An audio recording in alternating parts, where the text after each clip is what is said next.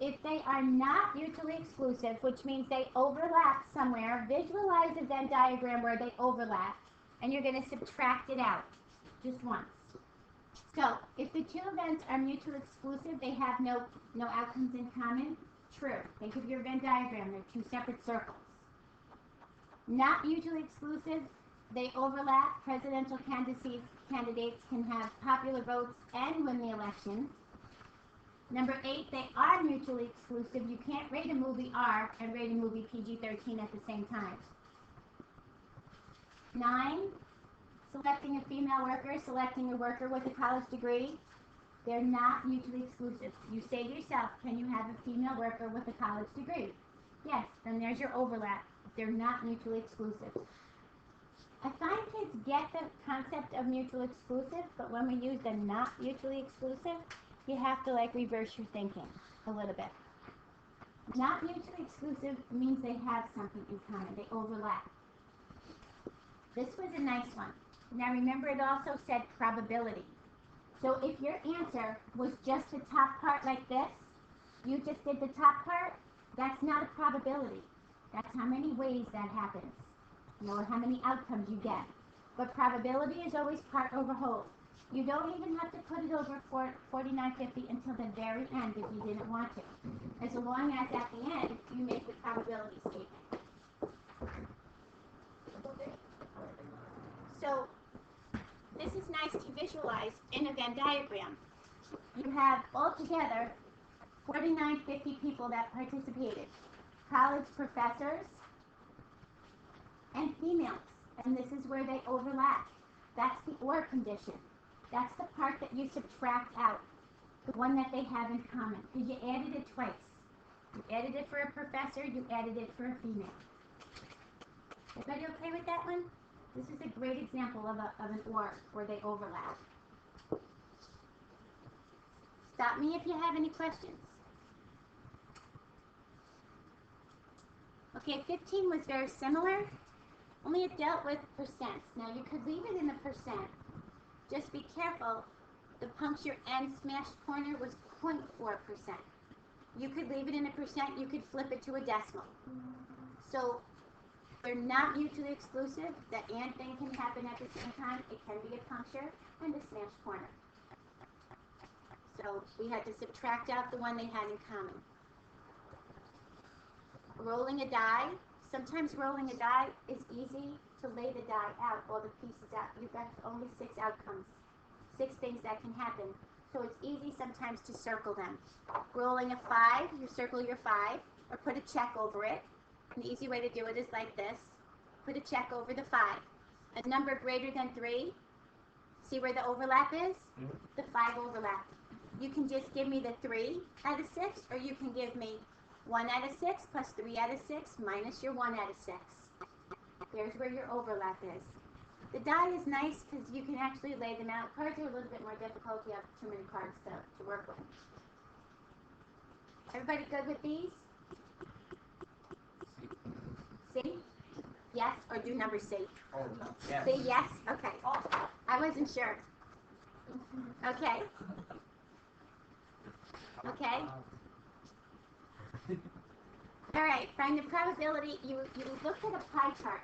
Now, on your pie chart, they are mutually exclusive. You can't be under 5 years old and from 20 to 24 years old. You can only have one age. So they are mutually exclusive by itself. When they ask for somebody with an or more than, or between, you got to add your pieces up. You can leave these in percents, or you can put them to a decimal. The percent's probably the easiest to leave them in. Just be careful when you add them. You line up your decimals. Were there any questions on these? Yes. 19B. 19B. So you randomly select someone who's 45 years or older. You had to take these 3 categories. 45 to 64. Then you had to add 65 to 74 because aren't they older than 45? And then you had to add the 75 plus. You had to take everybody that fell after 45 years of age. And then just turn it into a decimal. Well, you can leave it as a percent. That's fine, because probabilities you can write as a percent. gave it to you either way in case you did turn it into a decimal or you left it as a percent. Is that okay, Aaron? Okay.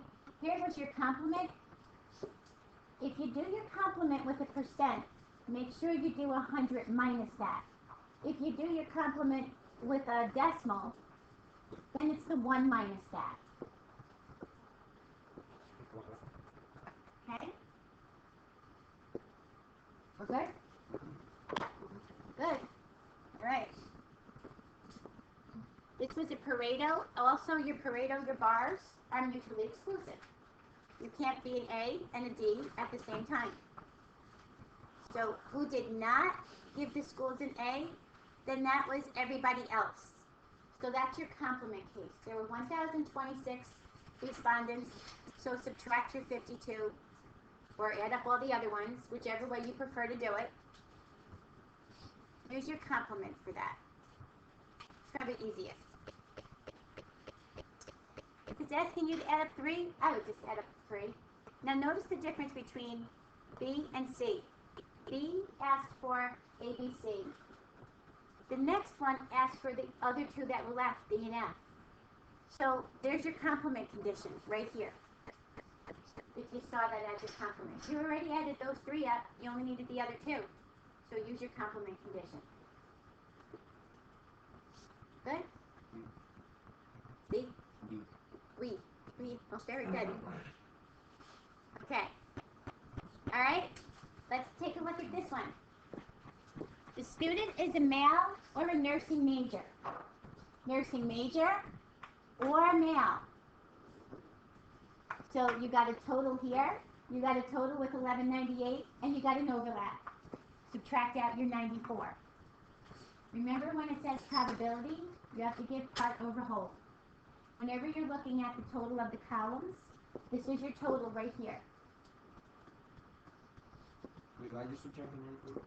Because that's where it overlapped. You counted it in this row, Okay. and then you counted it again in that row. All right. So you got to take it out. Take 1 out. The student is a female or not a nursing major. So if you're not a nursing major and you're a female, here's your totals. 2786, 2407, and where do they overlap? 1682.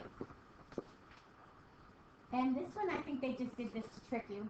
The student is not a female, so it's a male, or is a nursing major, same as the first one. It was the exact same as the first one. Is everybody okay reading these? I like the charts. I think they make more sense. Yeah. Don't they? You actually can see, yes. You actually can see them overlap.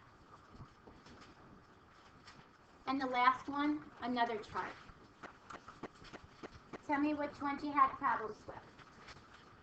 Check your answers and see if you had any problems. Oh, this Okay, so let's do this quickly.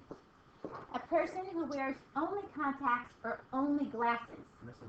These are mutually exclusive, right? Because it's only. So we just added them together. A person is a male or wears both. See, what I did was I put the black. You did the only glasses only. Yeah. Yeah. But this is the both. This is only glasses. Like me, only glasses. Somebody that wears contacts and glasses. Only contacts. This is the ones that wear either one of those. They wear both. And this wears neither. You wear neither. Yeah. What I liked was this one. D. A person is a male or does not wear glasses. Now, does not wear glasses. Does not wear glasses. Does not wear glasses. He can be in only contacts or in neither. I didn't give you anything that tricky. Yeah, they add those 2 up. And put it over what? The total, 3203. Okay, and then you had to subtract out the overlap of both of those columns. Yeah.